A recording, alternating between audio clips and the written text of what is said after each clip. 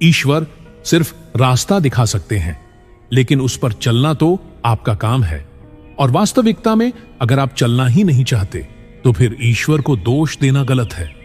मित्रों, हर इंसान को ऐसा लगता है कि सामने वाले की जिंदगी उसकी जिंदगी से बहुत अच्छी है, मगर यह सत्य नहीं है। आइए इसे एक कहानी के माध्यम से समझते हैं। एक समय की बात है, एक गांव में एक लड़की रहती थी और वो लड़की ज्यादा खूबसूरत नहीं थी और उसका कोई भी नहीं था। वह अकेले ही रहा करती थी। वह खुद ही मेहनत करती और अपने लिए 2 वक्त की रोटी का प्रबंध किया करती।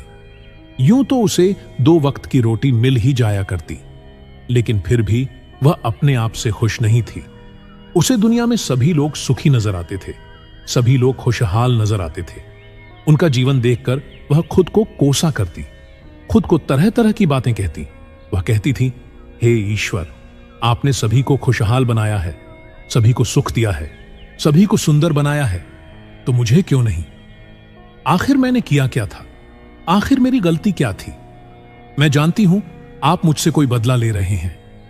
इसी प्रकार एक दिन वह अपने आप से नाराज होकर, निराश होकर एक पेड़ के नीचे बैठी हुई थी और रो रही थी।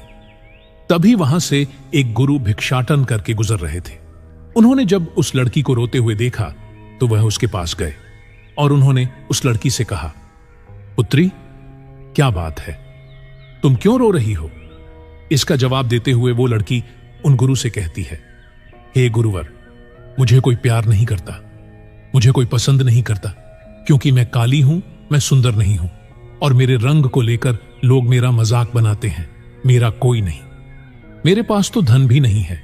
इस दुनिया में हर कोई सुखी है, हर किसी के पास सब कुछ है, हर कोई अपना जीवन खुशहाली से जी रहा है।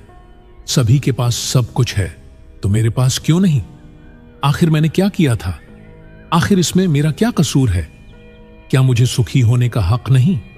क्या मुझे अपना जीवन खुशहाली से जीने का हक नहीं?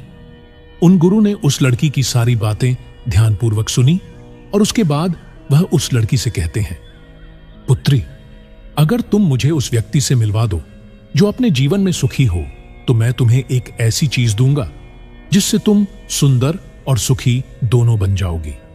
उन गुरु के मुख से यह सुनकर वह लड़की बहुत प्रसन्न हुई और तुरंत ही उन गुरु से कहती है, हे गुरुवर, क्या सचमुच ऐसा हो सकता है? इस पर वो उस लड़की से कहते हैं, हां, यह अवश्य ही हो सकता है। तभी वो लड़की उन गुरु से कहती है, हे गुरु, यदि यह सचमुच संभव है तो मैं एक ऐसे आदमी को जानती हूं जो बहुत सुखी है। मैं उसे अभी लेकर आती हूं, आप मेरा यहीं पर इंतजार करना। इस पर वो गुरु उस लड़की से कहते हैं, हां पुत्री, जब तक तुम वापस नहीं लौटती मैं तुम्हारा यहीं पर इंतजार करूंगा। इतना कहकर वह लड़की वहां से भागी भागी अपने मालिक के पास पहुंची, जो कि एक किसान था। उसने किसान से कहा, मालिक, आप मेरे साथ चलिए, मुझे एक गुरु मिले हैं जिन्हें मैं आपसे मिलवाना चाहती हूं। उन्होंने कहा है कि अगर मैं एक सुखी व्यक्ति को उनके पास ले जाऊंगी तो वह मुझे सुंदर और सुखी दोनों बना देंगे। उस लड़की की बात सुनकर वह किसान दुखी होकर उस लड़की से कहता है, मैं तुम्हें कहां से सुखी लगता हूं? इस पर वह लड़की उस किसान से कहती है, मालिक, आपके पास तो सब कुछ है। आपके पास घर है, अच्छा खाने के लिए है, रहने के लिए अच्छा मकान है, आपका अपना परिवार है, और तो और आपके पास धन भी है, तो आप दुखी कैसे हो सकते हो? इस पर किसान जवाब देते हुए कहता है, अरे मूर्ख, मेरी फसल अच्छी नहीं हो रही, इसीलिए उसके दाम भी अच्छे नहीं मिल रहे हैं और राजा को लगान भी देनी है। मेरे पास तो इतने पैसे भी नहीं हैं कि मैं फिर से अच्छे किस्म के बीज खरीद सकूं, और इस बार बरसात में मेरी सारी की सारी फसल भी खराब हो गई थी। अब तो मेरे हालात और अधिक खराब हो चुके हैं और ऐसे हालातों में मैं सुखी कैसे रह सकता हूं? जाओ, किसी और को ढूंढो जो सचमुच सुखी हो। इस पर लड़की अपने मालिक से कहती है, मालिक, तो आप ही बताइए, आपके हिसाब से कौन सबसे ज्यादा सुखी है जिसे मैं अपने साथ ले जा सकूं? इस पर वह किसान कुछ देर सोच विचार कर उस लड़की से कहता है, मुझे लगता है कि व्यापारी बहुत सुखी है।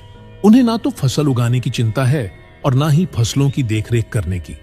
उन्हें तो बस फसल खरीदनी होती है और वह उसे कहीं से भी खरीद सकते हैं। और तो और वे अन्य चीजों का भी व्यापार करते हैं जिनका मौसम से कोई लेना देना नहीं होता, और वे लोग हमसे कई ज्यादा अधिक धन भी कमाते हैं। लोग उनका आदर सम्मान भी करते हैं। मुझे तो लगता है कि वही सबसे सुखी हैं। तुम उन्हीं के पास जाओ। लड़की अपने मालिक की बात सुनकर वहां से भागी भागी एक व्यापारी के पास जा पहुंची और उस व्यापारी से कहती है, मालिक, आप मेरे साथ चलिए। मुझे एक गुरु मिले हैं जिन्हें मैं आपसे मिलवाना चाहती हूं।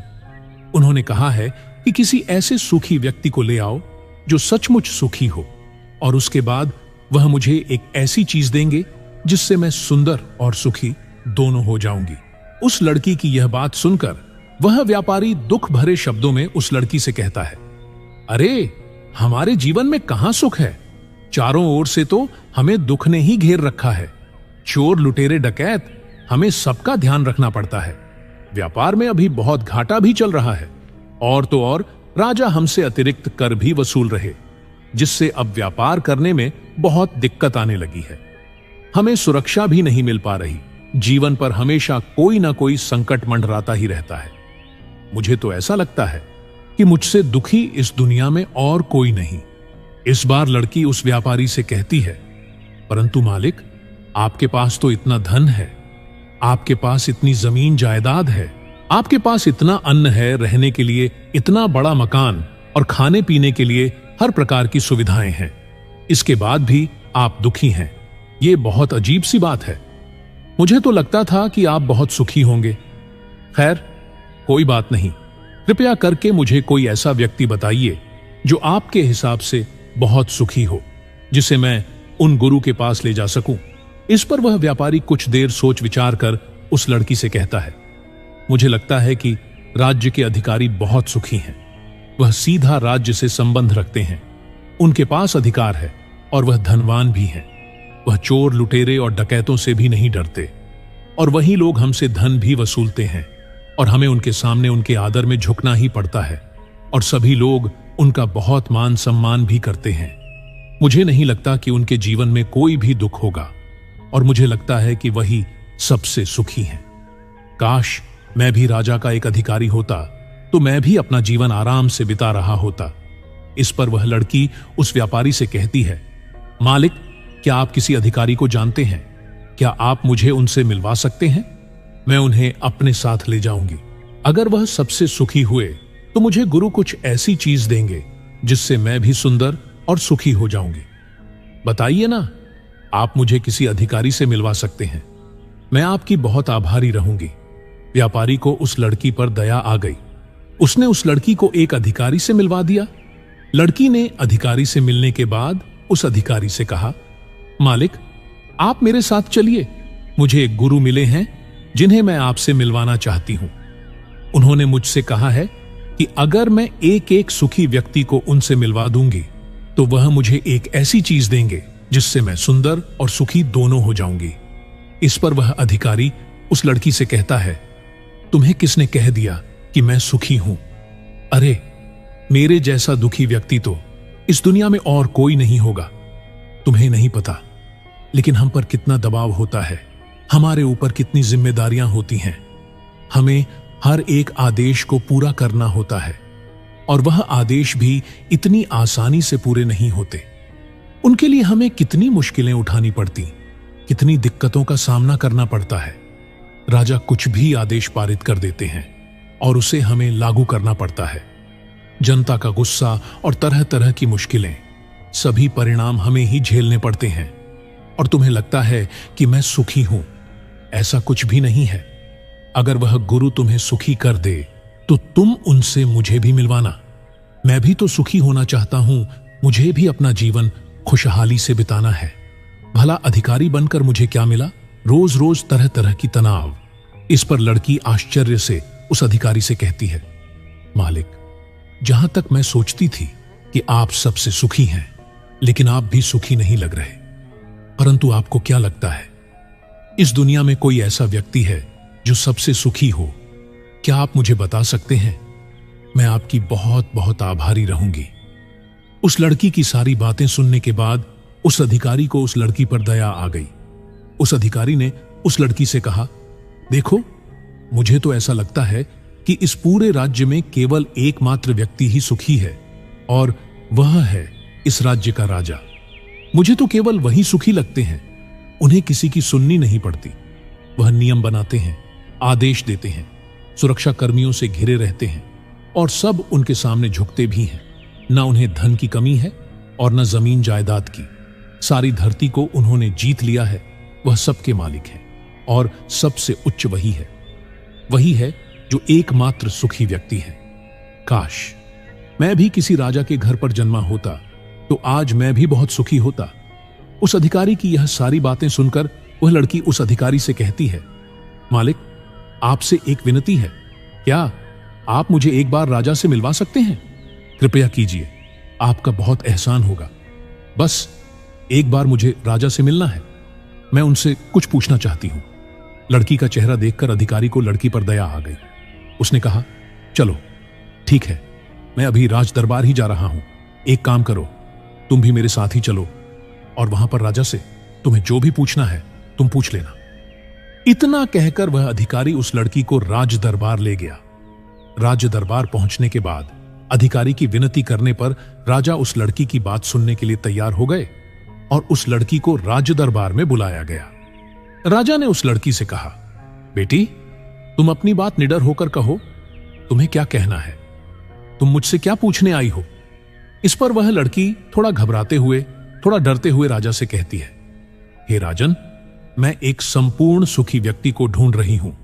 मुझे एक गुरु मिले हैं, और उन्होंने मुझसे कहा है, यदि तुम कोई ऐसा सुखी व्यक्ति मुझसे मिलवा दो तो मैं तुम्हें एक ऐसी चीज दूंगा जिससे तुम सुंदर और सुखी दोनों हो जाओगी। काफी लोगों से मिलने के बाद मुझे यह पता चला कि आप ही हैं जो इस दुनिया में एकमात्र सुखी व्यक्ति हैं। तो क्या आप मेरे साथ उन गुरु से मिलने चलेंगे? आपका बड़ा एहसान होगा। राजा उस लड़की की बात ध्यानपूर्वक सुनता है, और उसके बाद जोर जोर से हंसने लगता है, और उस लड़की से कहता है, अच्छा, सबकी तरह तुम्हें भी लगता है कि मैं इस दुनिया का सबसे सुखी व्यक्ति हूं, लेकिन यदि कोई मुझसे पूछे कि इस दुनिया में सबसे दुखी व्यक्ति कौन है, तो वो मैं ही हूं। मेरे पास नींद नहीं है, मेरे पास आराम नहीं है, मैं आराम से सो नहीं पाता। अंगरक्षक हमेशा मेरे आसपास रहते हैं, उनके बिना मैं अकेले कहीं जा भी नहीं सकता। जरा सी आहट होती है तो नींद टूट जाती है। हमेशा डर लगा रहता है, क्योंकि मेरे दुश्मन मेरे घर में ही रहते हैं, जिनका मुझे पता तक नहीं कौन कब और कहां से मुझ पर वार कर दे। कोई नहीं कह सकता। यहां बैठे सभी लोग मेरे दुश्मन ही तो हैं, वे सभी मेरे शत्रु हैं। यहां पर बैठा हर एक व्यक्ति मेरे राज्य दरबार का ही है, किंतु मुझे सब पर शक करना पड़ता है। हर एक सांस मुझे भारी मालूम पड़ती है। इतने बड़े राज्य की जिम्मेदारी उठाना इतना आसान नहीं। तुम्हें लगता होगा कि राजा के पास तो सभी ऐशो आराम है, धन है, दौलत है, जमीन जायदाद है। उनके पास किसी चीज की कोई कमी नहीं, और इस हिसाब से तो उन्हें सुखी होना ही चाहिए। किंतु मैं तुम्हें बता दूं कि यह सब सुख नहीं देते। इस पर लड़की राजा से कहती है, हे राजन, क्षमा कीजिएगा, परंतु यदि सुख धन दौलत नहीं देती, राज्य नहीं देता, जमीन जायदाद नहीं देती, ऐशो आराम नहीं देता, तो क्या हुआ? कम से कम सुंदरता तो सुख देती है। इस पर राजा एक बार फिर मुस्कुराते हुए उस लड़की से कहता है, पुत्री, सुंदरता जो मैंने देखी है, जो लोग शक्ल से सुंदर होते हैं उनके मन सुंदर नहीं होते। वे लोग तो एक मुखौटा लगाए घूमते रहते हैं। वे दूसरों को दिखाते हैं कि मैं कितना सुंदर हूं, लेकिन समय सबकी सुंदरता छीन लेता है। एकमात्र सुंदरता मन में ही रहती है, और जिसका मन सुंदर है वह हमेशा ही सुंदर रहता है। इस पर वह लड़की राजा से कहती है, हे महाराज, तो आप ही बताइए कि आपके हिसाब से इस दुनिया में सबसे सुंदर और सुखी कौन है? इस पर राजा लड़की से कहता है, पुत्री, मेरे हिसाब से तो एक गरीब व्यक्ति जो 2 वक्त की रोटी का प्रबंध कर सके, बस इतना ही, जो किसी तंत्र, बिना किसी बंदिशों के बिना किसी भी दिशा में घूम सके, उसे कुछ भी छिन्न जाने का डर ना हो, कुछ भी लुट जाने का खौफ ना हो, जिसे रात को अच्छी नींद आती हो। मुझसे पूछे कि तो सबसे ज्यादा सुखी वही होगा, और इस हिसाब से मैं तुम्हें देखता हूं कि तुम सबसे सुखी हो। तुम्हारे पास नींद है, अच्छा मन है, चारों दिशाएं हैं और कोई डर नहीं, कोई साजिश नहीं, कोई षड्यंत्र नहीं, बस जीवन है, खुला जीवन। मेरे हिसाब से तुम ही सबसे सुखी हो। राजा की यह सारी बातें सुनकर एक पल के लिए वह लड़की सोच में पड़ गई और तभी उसे इस बात का एहसास भी हो गया कि वाकई में वह एकमात्र सुखी है, वही सुंदर है। और अब वह जो थी, जैसी भी थी, उसे खुद के होने पर गर्व होने लगा। वो पूरे दिन यहां वहां भटकते हुए आखिरकार थक हार कर, लेकिन संपूर्ण सुख लिए, वह चेहरे पर मुस्कान लिए, प्रकृति से बातें करते हुए वह उन गुरु के पास वापस लौटी और उसने उन गुरु से कहा, हे गुरुवर, मैं यहां से गई थी तो मुझे लग रहा था कि मैं ही सबसे दुखी हूं और मैं ही सबसे बदसूरत, लेकिन यहां से जाने के बाद जैसे जैसे मैं लोगों से मिलती गई, मुझे यह एहसास होने लगा कि इस दुनिया में सबसे सुखी व्यक्ति तो मैं ही हूं। हां, यह बात और है, मैं किसी सुखी व्यक्ति को आपके पास ला ना सकी क्योंकि मुझे लगता था कि मुझे छोड़कर सब सुखी हैं, लेकिन बात तो कुछ उल्टी ही हो गई।